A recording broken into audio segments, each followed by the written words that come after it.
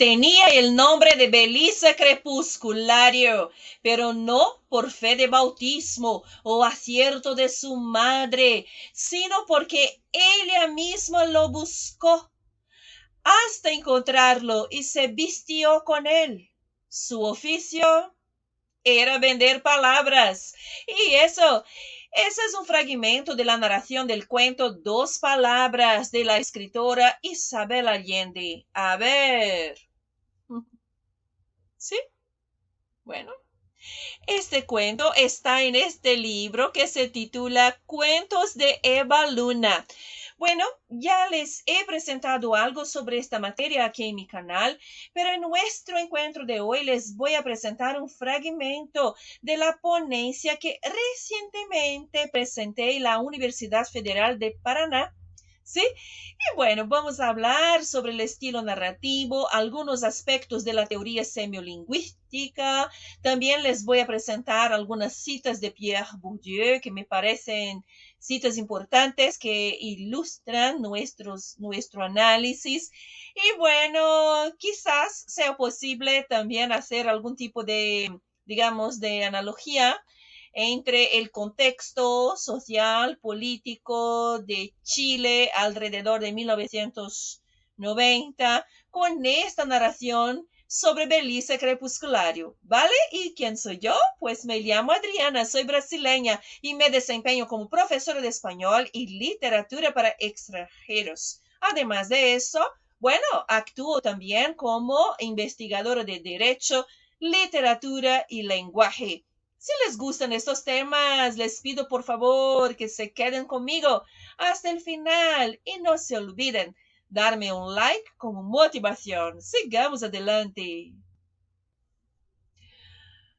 Bueno, las narrativas de Belisa Crepusculario son presentadas por intermedio de la figura del narrador, o sea, del contador de esta historia, que me parece así como un sujeto, un tipo bastante listo, que emplea algunos elementos también lingüísticos por intermedio del sujeto comunicante, quien es, el caso es Isabel Allende, por supuesto, y que nos permiten pensar sobre la identidad del personaje Belisa Crepusculario, cuyo destaque es su relación con el oficio de vender palabras. Así que vamos a hablar de estas dos cuestiones que me parecen muy interesantes. El sujeto comunicante, que es la autora, y el sujeto narrador, que es digamos, esta figura enunciativa, dale, que nos convoca, que nos interpela a que conozcamos el personaje Belisa Crepusculario.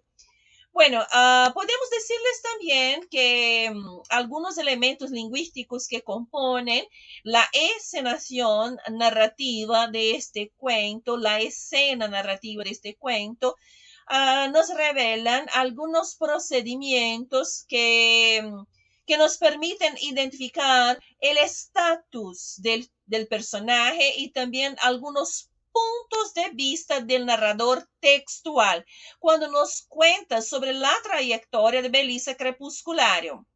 Y ahora entramos un poquito en la teoría semiolingüística, de acuerdo con Patrick Charodot, que es un lingüista francés. Bueno, contar no es solamente describir una secuencia de hechos o de sucesos. Para que tengamos una narrativa, es necesario que el sujeto contador, como les estaba comentando, esa figura que puede trasladarse en la figura del narrador o del testigo, o incluso traer algunos rasgos de la figura del sujeto comunicante, que en el caso es la escritora Isabel Allende, sea investido, tenga algo de intencionalidad, o sea, que tenga algo de intencionalidad, o sea, que quiera transmitirnos un mensaje cuya representación sea algo sobre su experiencia de mundo, y que también nos convoca, nos interpela en la condición de lectores o de oyentes, ¿sí? Para que podamos comprender algo más sobre la narración, ¿sí? O sea, de cierto modo, la narrativa, lo que le da sentido a la narrativa, es algo que tiene que ver con el contexto también en el que la historia nos es presentada. Charodot destaca que, evidentemente, no están excluidas de esta intencionalidad del sujeto productor de esta historia todas las significaciones que son conscientes o inconscientes. Ajá, esto es muy importante para que podamos tener, digamos, el enganche, para que podamos tener la narración que nos va a presentar algo quizás sobre también el contexto social y político que perfila la historia. Así que para que tengamos una buena narración, hay que tener también un buen contexto, ¿vale? Desde mi punto de vista, las narraciones de Belisa Crepusculario definen su manera de actuar en el mundo, su identidad y también algo del contexto literario político que perfila la actividad productiva del cuento Dos Palabras, que como sabemos fue publicado en 1989. Bueno, esas narrativas revelan las relaciones discursivas que se establecen sobre el derecho a la palabra, ¿sí? Que me parece ser, digamos, el aspecto fundamental, ¿sí? Que configura la intencionalidad del sujeto narrador de esta historia, que parece indicarnos una señal sobre el contexto histórico, político de su país, de Chile, alrededor de 1990, como les estaba comentando yo. Sabemos que la dictadura militar chilena empezó el 11 de septiembre de 1973, cuando el presidente Salvador Allende fue apartado del poder por intermedio de un golpe militar liderado por el general Augusto Pinochet. Pues en 1988 los ciudadanos chilenos participaron de un plebiscito y con el 56% de los votos se decidió por el fin de la dictadura y convocación de nuevas elecciones al año siguiente. Sin embargo, entre 1973 hasta 1990, algo como esto, me parece que Chile todavía fue gobernado por Pinochet. Y bueno, esto me parece muy importante para que podamos comprender este personaje que vende palabras, ¿sí? El personaje Belisa Crepusculario. Y pues, ¿cómo entra el personaje ficcional en esta historia? ¿No? ¿Cómo entra? ¿Cómo podemos pensarlo a partir de ahí? Pienso que al vestirse de palabras, pues hemos visto que Belisa Crepusculario, ella eligió su nombre y se vistió con él, ¿sí? Pienso que al hacer eso, Belisa Crepusculario es como si fuera una metáfora que nos indica una luz acerca de la necesidad de ruptura de los regímenes dictatoriales y también el hecho de que tengamos esto, de que nos podamos vestirnos de palabras para que podamos dar la luz a la democracia. Es algo como eso. Me parece que el personaje nos trae una señal, una luz sobre la democracia con el hecho de pensar la importancia de la palabra y del discurso como elemento de cambio social. En el cuento, Belisa Crepusculario, ella recorrió, sí, el país, ella viajó alrededor del país y por medio de las palabras que ella vendía, ella presentaba soluciones a todos los conflictos humanos. Ella recibía encargos, incluso para escribir argumentos jurídicos y discursos políticos. Y la intención era que era convencer a las personas, convencer a los electores sobre un cierto candidato. por ejemplo, ¿no? Pero ella vendía palabras con otras intenciones también. Vamos a ver este fragmento en el que el coronel le pide un encargo. Para eso, necesito hablar como un candidato. ¿Puedes venderme las palabras para un discurso? Preguntó el coronel a Belisa Crepusculario. Estuvo Belisa Crepusculario buscando en su repertorio las palabras apropiadas para un discurso presidencial. Con base en esta narración, he pensado en algunos interrogantes. ¿Estaría, por ejemplo, el personaje Belisa Crepusculario representando el potencial transformador del discurso? Es una pregunta. ¿Podríamos pensar en Isabel Allende en la condición de sujeto comunicante de la escritora de este cuento, con su intencionalidad, sí, de forma consciente o inconsciente, de destacar el papel del lenguaje o del uso de las palabras como herramienta de acción en el mundo, incluso en lo que se refiere a la conciencia política, pero también a la posible manipulación de la población? Entonces ahí está un tema, ¿sí? Podríamos pensar em Belisa Crepusculario quizás como a própria representação discursiva de sua autora, de Isabel Allende, pues sabemos que Isabel Allende também vive de palavras, é periodista, é escritora. ¿Sería Belisa Crepusculario su própria representação? Essa é uma pergunta. Pues Patrick Charrodot nos enseña que el hecho de contar puede ser comprendido como una idea de construir un universo de representaciones de acciones humanas por intermedio de un doble imaginario basado en creencias que tienen que ver con el mundo y el ser humano en búsqueda de una supuesta verdad. Por ejemplo, en el caso del cuento de Isabel Allende, pienso que podríamos, así como clasificarlo como una especie de narrativa alegórica, esto de acuerdo con la teoría semiolingüística de Charrodot. Pues se trata del estilo narrativo que se transmite en el tiempo, en el espacio y que, digamos que preserva, que guarda ciertos aspectos que son simbólicos, pero se buscan componer algo de universal. En el caso, el derecho a la palabra, el derecho que nosotros ciudadanos tenemos a la palabra, digamos, a elegir, a votar, a, a impartir discursos, a decidir por plebiscitos, algo como eso, pienso.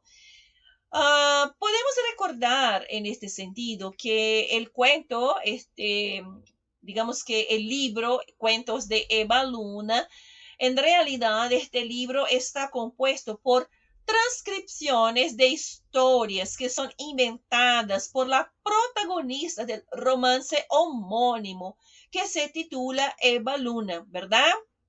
Essas histórias também nos presentam o reflejo do realismo mágico ou do realismo fantástico, que sabemos que é o estilo literário que caracteriza algumas das narrativas latino-americanas, que são herederas do estilo consagrado por el gran colombiano Gabriel García Márquez, ¿verdad? En este estilo literario que sabemos que se entremezclan dos mundos, que es el mundo real y el mundo imaginario, algo sobrenatural muchas veces, ¿no es cierto? Entonces, me parece que es importante considerar que el nombre Belisa Crepusculario también lleva algo de mágico en su origen. ¿Por qué? Porque Belisa es el anagrama de Isabel y el término crepusculario revela la claridad entre el cielo y la noche, así como, digamos, el nacer del sol, ¿no es cierto? La luz solar y la atmósfera y sus impurezas. Dessa forma, Belisa Crepusculario tal vez pueda encarnar la propia esperanza del renacer que vendría con el fin de la dictadura de Pinochet, que fue decidido, como hemos visto, por el poder de la palabra, por intermedio del plebiscito. O sea, sería Belisa Crepusculario así una voz enunciadora que personificaría la propia esperanza de una democracia que llegaría por intermedio de la palabra. Y como he hablado, me parece que también puede personificar a su propia autora, Isabel Allende, que ya hemos visto también la relación que tiene con la palabra como periodista y como escritora, ¿verdad? Así pienso que Belisa estaría representando por este camino no solamente a su creadora, sí, digamos, a la productora esta, la que construyó el cuento, pero también podríamos pensar en Belisa Crepusculario como la representación de inúmeras, sí, niñas, son inúmeras niñas que viven en condición de miseria y de poco acceso al sistema educacional. Eso pienso yo. Si analizamos por este camino, podemos comprender el personaje Belisa Crepusculario por intermedio de la noción de pertenencia en múltiples sentidos, como nos dijo Charrodot, que es una gran problemática para que podamos comprender los aspectos identitarios. Vamos a ver lo que el narrador nos cuenta sobre la saga de Belisa Crepusculario, en la que podemos ver su origen. A ver eso. Vino al mundo y creció en la región más inhóspita, donde algunos años las lluvias se convierten en avalanchas de agua que se llevan todo, y en otros no cae ni una gota del cielo. El sol se agranda hasta ocupar el horizonte entero, y el mundo se convierte en un desierto. Hasta que cumplió 12 años, no tuvo otra ocupación ni virtud de sobrevivir al hambre y la fatiga de siglos. Este fragmento nos permite pensar la situación de miseria que involucra la saga de Belisa Crepusculario, ¿no es cierto? La situación de pobreza, de falta de condición de vivienda, de educación y trabajo, ¿no es cierto? Un mundo que es como caracterizado por la contradicción de la sequía y también por las inundaciones. Entonces, vender palabras parece ser una travesía de Belisa Crepusculario a otro mundo, una oportunidad para que ella salga de la condición de miseria, de la condición de un sujeto miserable y ingrese o para que ella pueda entrar, digo, en un mundo diferente, en un mundo en el que ella adquiere estatus social, ¿sí? O al menos para que ella tenga este potencial de tener un cierto estatus social, porque la palabra, el discurso, le permite hacer este tipo de tránsito en el cuento. En este sentido, las narrativas de Belisa Crepusculario también pueden ser leídas, de acuerdo con la teoría de la doctora Ida Lucia Machado, como una especie de personaje que estaría representando la noción de un sujeto transclase. Un sujeto transclase es aquel sujeto que sale también de una situación ya predefinida, pero ultrapasa estos límites y adquiere un nuevo estatus social, según la teoría desarrollada por Ida Lucia Machado. Bueno, Belisa Crepusculario, ella pone también en evidencia algo que estoy considerando como la fuerza simbólica de las palabras, lo que nos permite pensar en una lección de Pierre Bourdieu cuando nos dijo lo siguiente. Ahora lo voy a citar, pues aquí con una traducción libre del francés al español. Las palabras hacen cosas, ellas crean fantasías, miedos o simplemente representaciones falsas. De esa forma, pienso que el mundo construido por Belisa Crepusculario es estructurado por las palabras que ella descubre, además de aquellas que están allí como puestas en forma de yeso en los diccionarios, porque ella misma dijo esto. Dale, que ella busca las palabras, pero más allá de aquellas que están allí, digamos, enumeradas en los diccionarios. Incluso, como hemos visto, el propio coronel, un personaje temido en el cuento, él también adhiere a la magia de las palabras de Belisa Crepusculario cuando le pide el encargo del discurso político, ¿no es cierto? Bueno, la figura del coronel me parece ser así algo central en este cuento para que podamos comprender quizás esta noción de que las palabras, ellas también pueden producir algunos engaños en la medida en que pueden así como manipular a los electores o también para que puedan decidir elementos o aspectos políticos por intermedio de discursos, ¿verdad? Que son organizados con esta finalidad.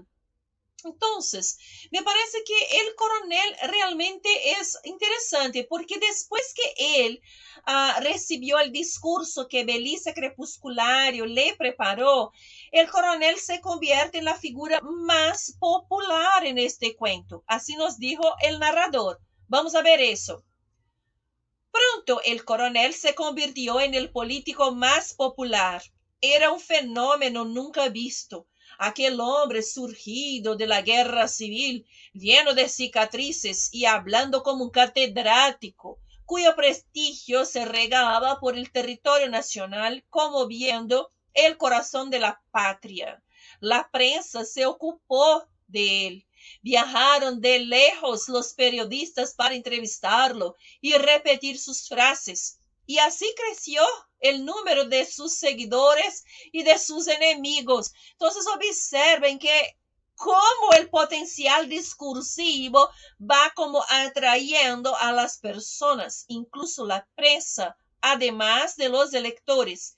O sea, las palabras de Belisa Crepusculario me parecen performatizar lo que estamos llamando aquí de sistemas simbólicos que, como nos dijo Pierre Bourdieu, configuran instrumentos de conocimiento y comunicación que ejercen un poder estructurante porque ya están previamente estructurados. Belisa, así, ella podría ser pensada, digamos, como esta representación del poder asociado a la posibilidad de nombrar o de establecer un punto de vista sobre el mundo dentro de espacios sociales. De acuerdo con Bourdieu, una de las estrategias más universales, ¿sí?, de los profesionales del poder simbólico, y aquí, bueno, en este campo son mencionados los poetas, los profetas, los hombres políticos, pues entonces una de las estrategias más universales consiste en poner algo en común, ¿sí?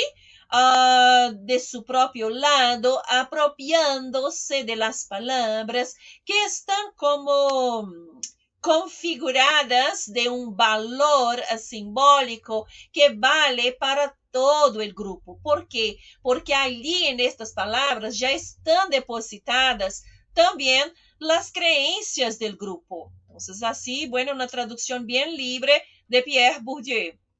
Entonces, el poder simbólico de las palabras construidas por Belisa, como les estaba hablando, era así algo tan grandioso que incluso ella vendió al coronel dos palabras secretas, y por eso el cuento se titula Dos Palabras, ¿verdad? Hay un momento en la narración en que ella dijo, son tuyas, coronel, dijo ella al retirarse. Puedes emplearlas cuando quieras, las tales dos palabras secretas. Y estas palabras secretas se fijaron en la cabeza del coronel de una forma tan obsesiva que él las evocaba en situaciones de nostalgia y pensaba en ellas siempre que iba a pronunciar sus discursos. Con el tiempo, estas dos palabras secretas regaladas por Belisa Crepusculario al coronel se transformaron de tal forma en algo, digamos, mágico, que incluso la identidad del coronel empezó a, comillas aquí, deteriorarse como un condenado a muerte, según nos dijo el narrador. Muy bien.